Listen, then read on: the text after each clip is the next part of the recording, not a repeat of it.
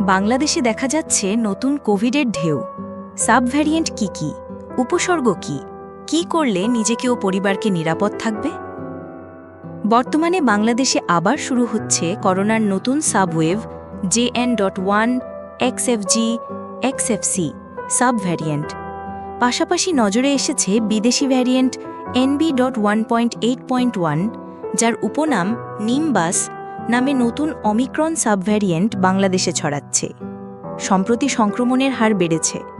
মে মাসে corona positive rate ছিল 9 থেকে 13% পর্যন্ত।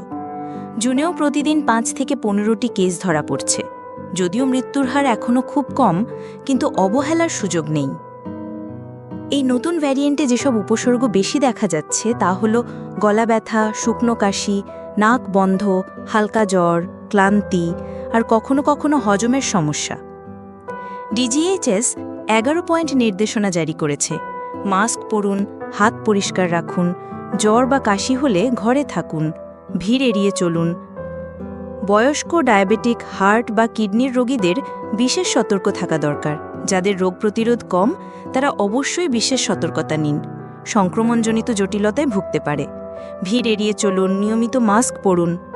যদি শ্বাসকষ্ট হয়, বুক ধড়ফড় করে, উচ্চ জ্বর থাকে বা অক্সিজেন লেভেল 94%-এর নিচে নেমে যায়, তাহলে দেরি না করে দ্রুত ডাক্তারের পরামর্শ নিন। RT-PCR বা র্যাপিড টেস্ট করান, আইসোলেশন নিন। নিজে ও পারিপার্শ্বিকদের সুরক্ষা দিন। DGHS বলছে যারা জ্বর বা কাশি বা শ্বাসকষ্ট পাবে তারা সবাই টেস্ট করুক।